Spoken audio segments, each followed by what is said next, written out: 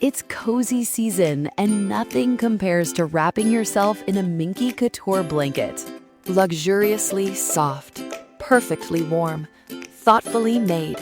From movie nights to chilly mornings, Minky Couture turns everyday moments into pure comfort. Once you feel it, you'll understand why it's called the original best blanket ever. Visit minkycouture.com or a store near you and make this cozy season your softest one yet. Robots Radio. Games. Lore. Stories. Community. Just press play.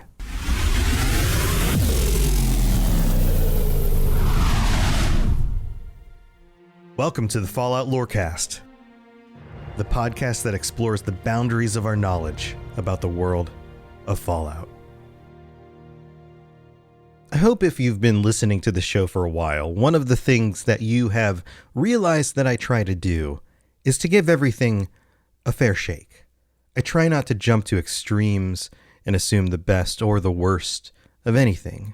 That happens a lot in our current day world.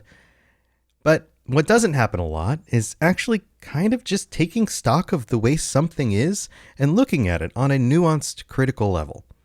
And I've found in my life and in my gaming experiences that this actually has merit. This allows you to kind of pull things apart a little bit and see the good and the bad and live in this sort of gray area. It allowed me to appreciate what was there when Fallout 76 released, still knowing that it had issues. It wasn't quite the game it was going to be yet. And yet, it has grown.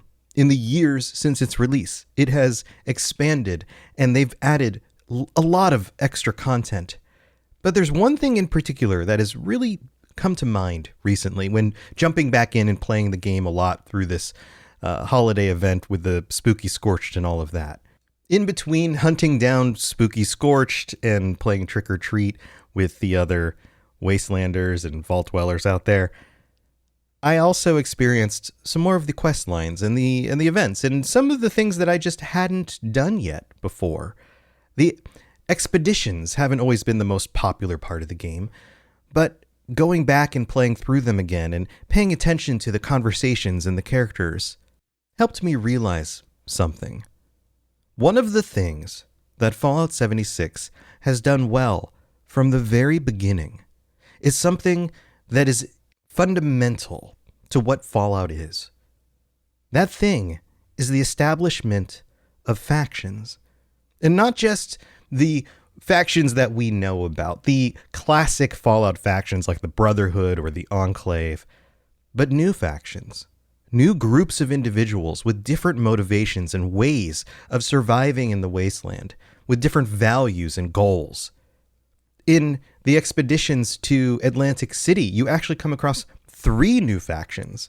But in the base game, if we go back to what was originally there and the seeds that were planted 6 years ago when this game was released, you can find factions that were establishing themselves in the wasteland at that time as well. And I've talked about a number of them in previous episodes. The Crater Raiders, Foundation. But there's one from the very beginning that I haven't discussed yet. And it's quite popular. The Mothman Cultists. And to say that the Mothman Cultists are a single faction would be missing some of the most interesting points about them. Because they are not just a single faction. They're mysterious and yet strangely powerful, and they have their own history and a reason for being. So in today's episode, let's take a look at the Mothman Cults, plural? Here we go.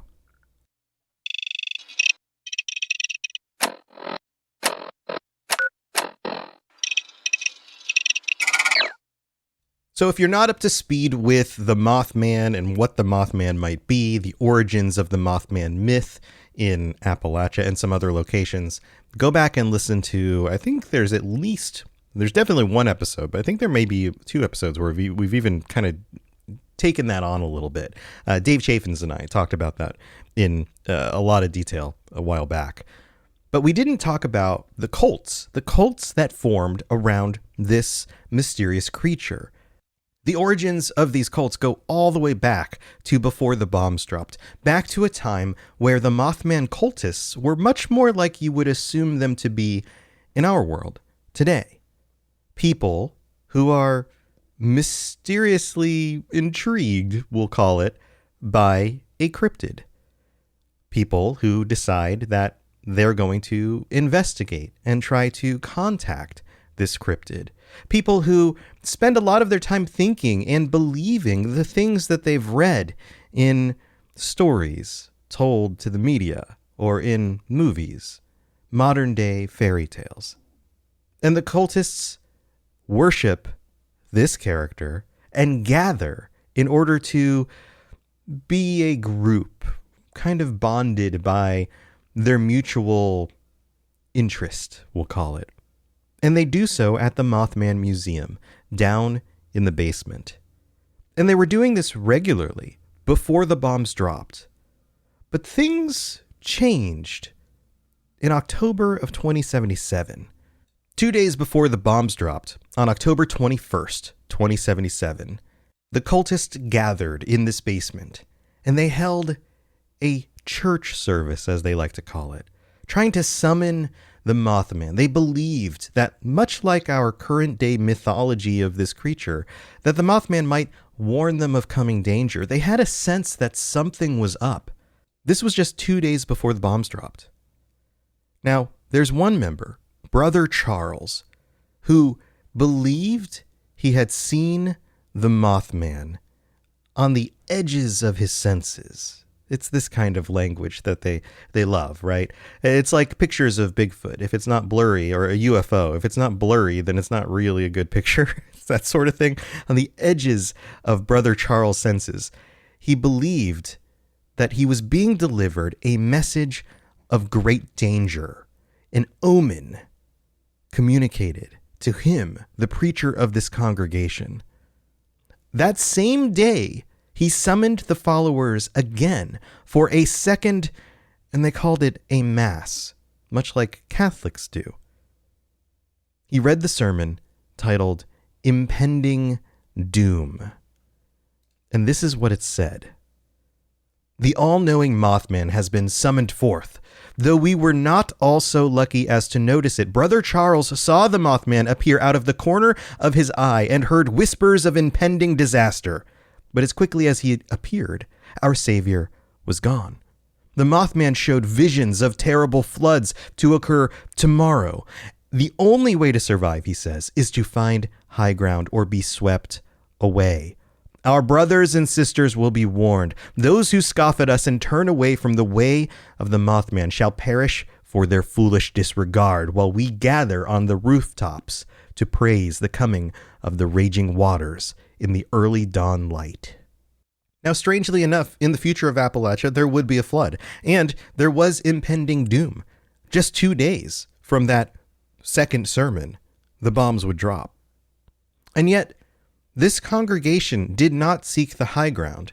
They did not even stay. They left. And we don't know why, but the group came together and they decided to leave Point Pleasant with Brother Charles. Brother Charles goes with them, and they travel across the state to the entrance of a specific mine that was decommissioned up on top of a cliff overlooking Watauga. So they didn't take to the rooftops. They took to a cliffside and a cave. This decommissioned mine is Lucky Hole Mine, and the group survived. They survived and eventually became known as the Enlightened. Now, later on, they would claim that this event was a misguided ritual, that they were mistaken early on, and they were tricked into worshiping the wrong Mothman. Now, we as players of Fallout 76 know that there are different Mothmen out there. They have different eyes. Well, they claim that they were misguided, that they had been worshiping the pretender Mothman. This is according to the enlightened, the red-eyed one. And that, yet strangely enough, this warning could still be attributed to the wise Mothman, the one with the purple eyes. So already there's confusion around which Mothman is the real one or the correct one to worship, and what the survivors of this incident actually believe. But the important part here is that the cult survived. So the day finally comes. October 23rd, 2077. The bombs drop, and these cultists hide in their mind, and they can feel the shockwaves of the bombs in the ground. Now, among those survivors were individuals with their own agendas, their own stories. Anytime you have a group of individuals who believe in extreme things, it draws other people with extreme beliefs to them as well. And that includes a guy named Jeff Lane. Jeff, much like the Mothman cultists, was interested, actually obsessed with the paranormal. He lived in an apartment right next to the Mothman Museum. In fact, he had a key to the bathroom of the museum, which concealed the entrance to this hidden chapel. He may have been a member of that group, but he was a member of the group with a different main goal, we could call it, from the rest of the Mothman cultists. He believed that there was an entity called the Interloper. He heard a story about this creature, became obsessed with it. This, in some ways, was even more bizarre and extreme than the rest of the cultists. And yet, there may be some truth to this, because when the cult took sanctuary in Lucky Hole Mine, it was discovered that at the bottom of that mine, there was a body of what appeared to be some sort of strange, large, tentacled creature that eventually also became known as the Interloper. At this point, Jeff claimed it of himself that he was preordained to become the vessel or a conduit for the Interloper. It was specific to him and nobody else. He had a calling. And after he recorded a holotape proclaiming all of this, he disappears. Now, this is a little footnote in the history of the Mothman cult, but it brings some things to light. This idea that there are individuals in this cult who have different beliefs about what is actually going on, and some individuals who are willing to worship creatures beyond the Mothman. This general belief that somehow creatures beyond our understanding can get in contact with us as human beings, and we can be their conduits. This happens both with the chapel, with the preacher, and his misunderstanding potentially of which Mothman was communicating with him, and yet the message got through, and the cult was somehow saved. And in this situation with Jeff Lane, in this understanding of this interloper creature, which again, he strangely develops this fixation on based on very little actual evidence, comes across what seems like the remains of a body, like an alien creature, and then goes missing. Did he go off the deep end too far and the cult decided to put an end to him? Or maybe the creatures from the beyond came and picked up their vessel, took him with them? I don't know if we'll ever know what happened to Jeff Lane, but we do know what happens to the Mothman cult, because the cult itself becomes divided on the issue of what is actually going on with the Mothman, or the Mothmen. Which one should be worshipped? What is to be believed? And it's one of those things that I find endlessly fascinating, is the way in which human beings, we as people, will divide ourselves on two sides of an issue with very little evidence for either camp. This happens all the time.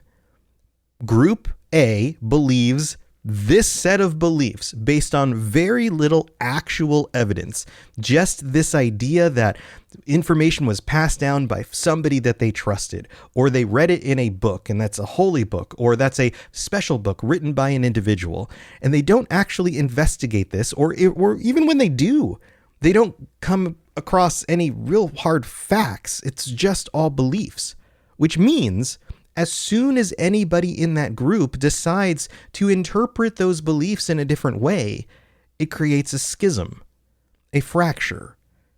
And yet neither side can define which interpretation is more true, because neither interpretation is based on things like evidence that can be investigated. And yet it's one of the great truths of the history of humankind. War never changes. Fallout tells us that from Fallout 1, and it's partly to do with the fact that we, as humanity, group up around very little information and then plant our flags in the ground, and we say we will not move. And the Mothman cultists go through this same exact thing. Because, as we're going to get to after the break, they are no longer just the enlightened.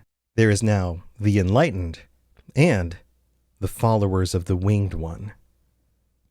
And we'll explain how that works in just a little bit. Don't go anywhere.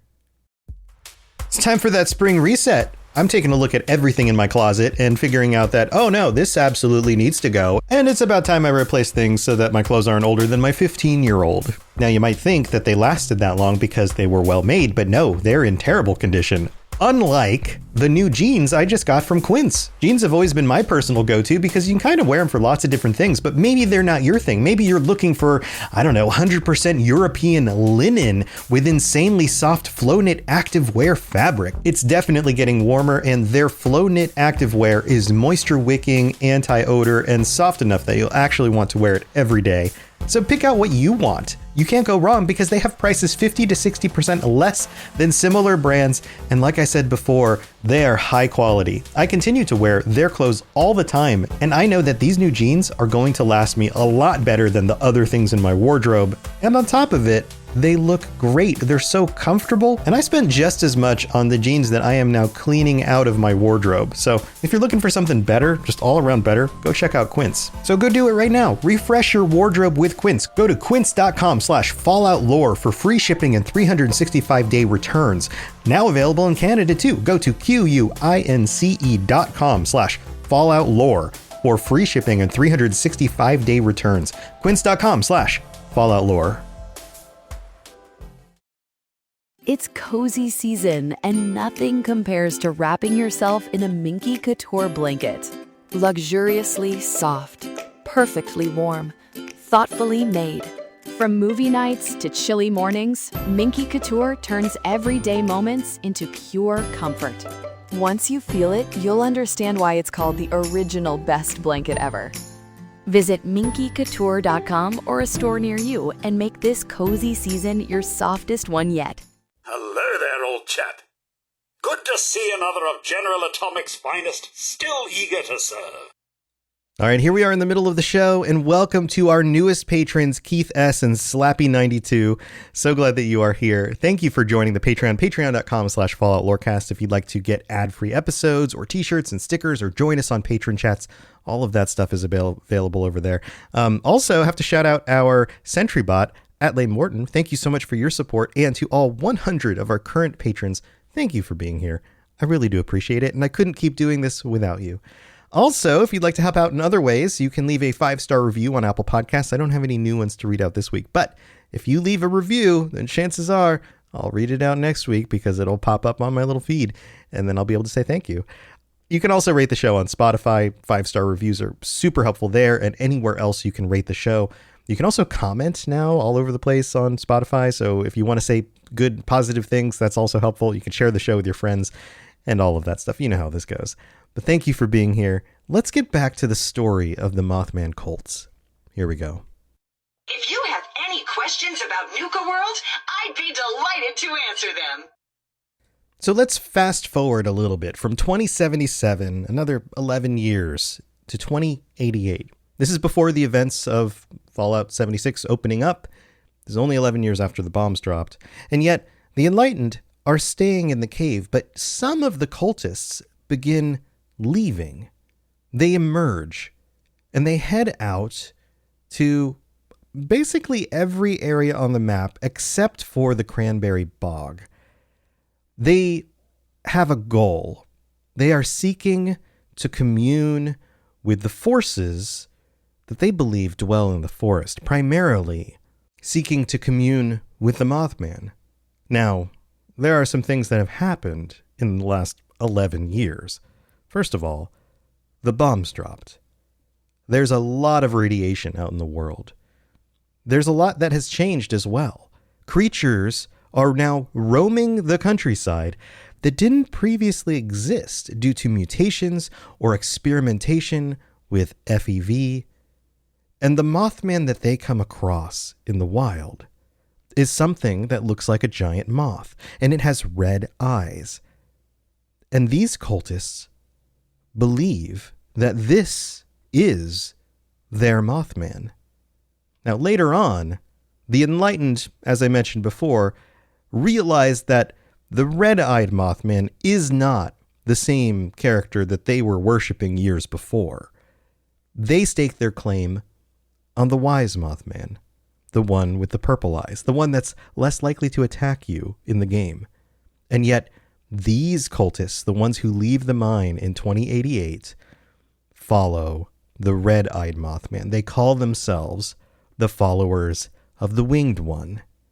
And there's something that happens in all of their writings and the conversations you hear with people describing them. A lot of the evidence we have for this group is all over the place because they are all over the place. And they're not just a small group of people. This is entire families, people who left the cave, who survived in fairly large groups and have gone about the world doing what they're going to do since then. And so there's a diversity of oddities in which they interact with the world, which leads some people to odd conclusions about them when you read up on what people think about the Mothman cultists. Also, they use different names for themselves, things like the Brothers of the Wood or the Servants of the Wood, or they seek becoming one with the light. All of this is part of the natural complexity that happens with these groups. They don't all just use the same language all the time. So time moves on. Eventually, the Scorch Plague becomes a problem. It hits Appalachia in 2085, and then things get worse. So by the time this group leaves the caves, there's already a Scorch Plague problem out there. And in the years that follow, it becomes something that overwhelms the other groups that are left in Appalachia. And this is all part of the story that we experience leaving the vault in 2102. This is the world that we come into. And sometime between 2088 and 2102, this group of Mothman cultists leave. They leave Appalachia. The Scorched Plague is too much of a problem, and so they abandon the area. But not for too long. In 2103, the followers of the Winged One return. And they return in mass because Appalachia, to them, is their holy land. And they take over large sections of the map. They fortify places like Clancy Manor, Ingram Mansion, Johnson's Acre, and of course, Point Pleasant. And they are busy.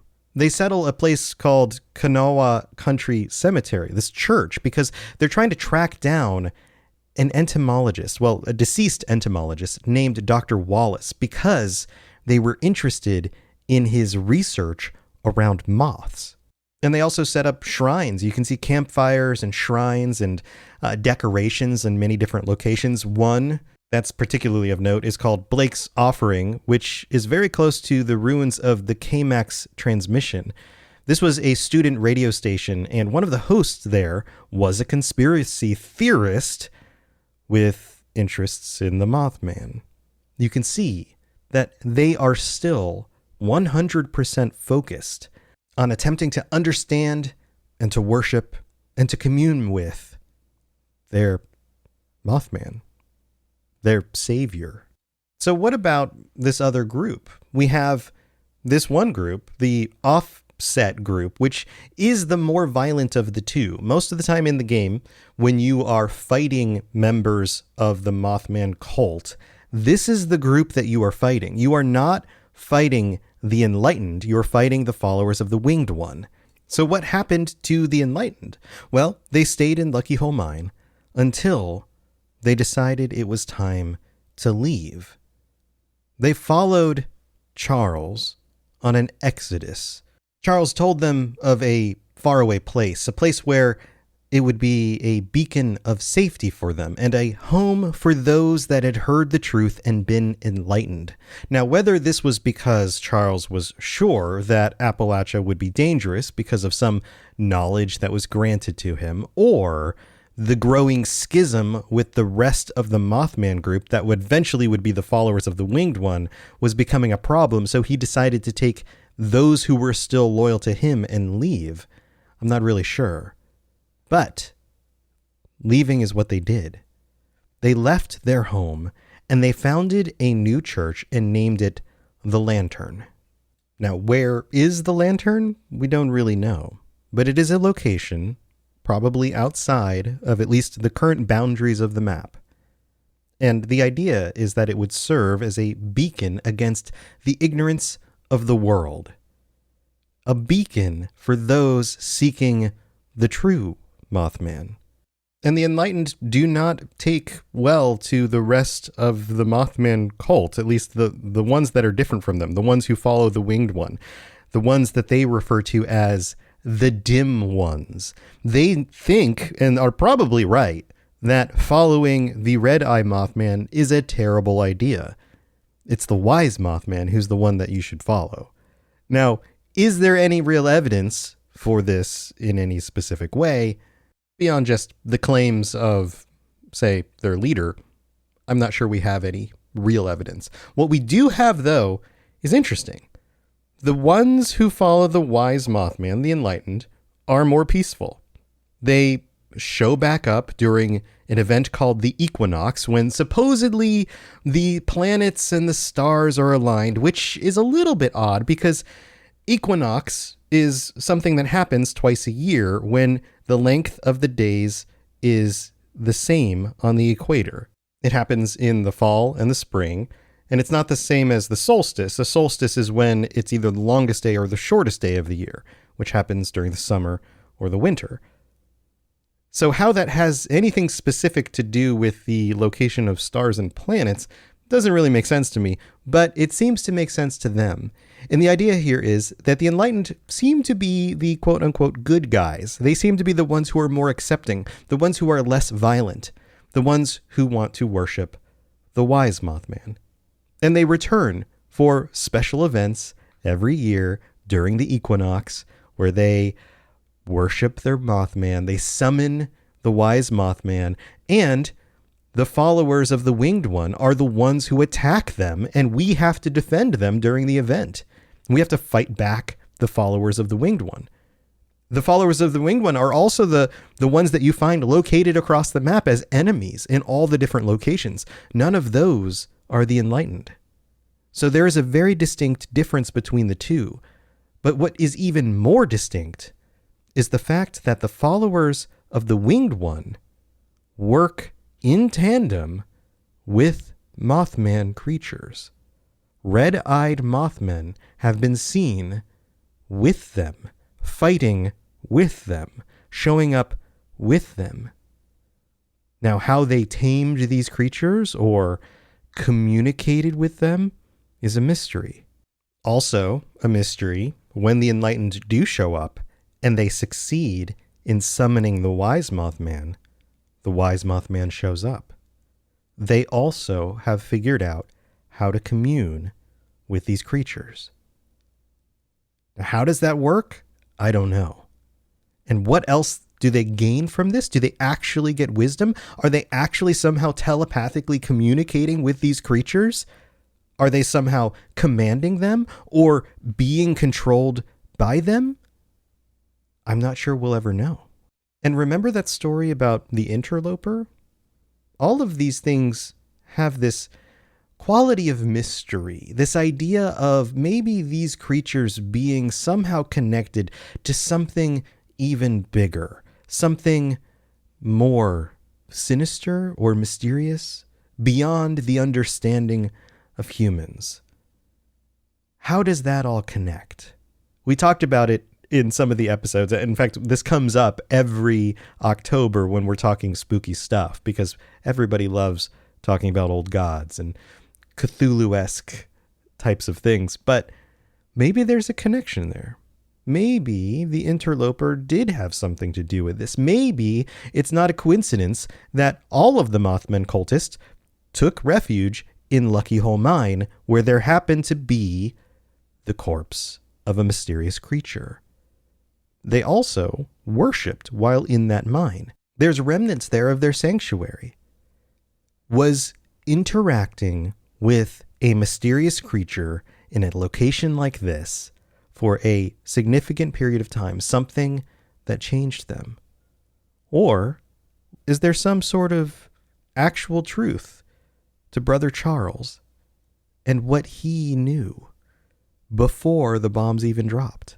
And I guess the final question is, if these Mothmen, the ones that we see in the wasteland after the bombs dropped, were new to the area, what were they actually communing with before that? And are these somehow connected? Or is it a different thing altogether? I'm not sure we're ever going to find out the specific answers to those questions, but it is fun to think about.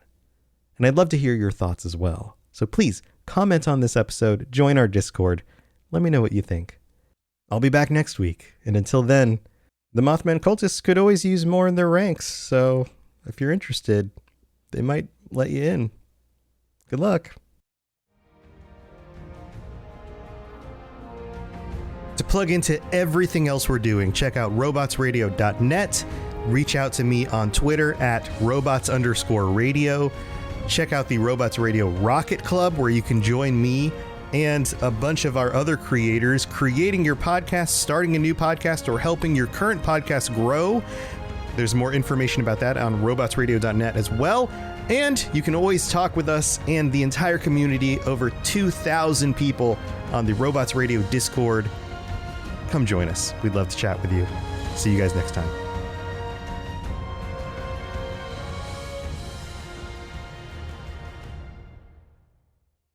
It's cozy season, and nothing compares to wrapping yourself in a Minky Couture blanket.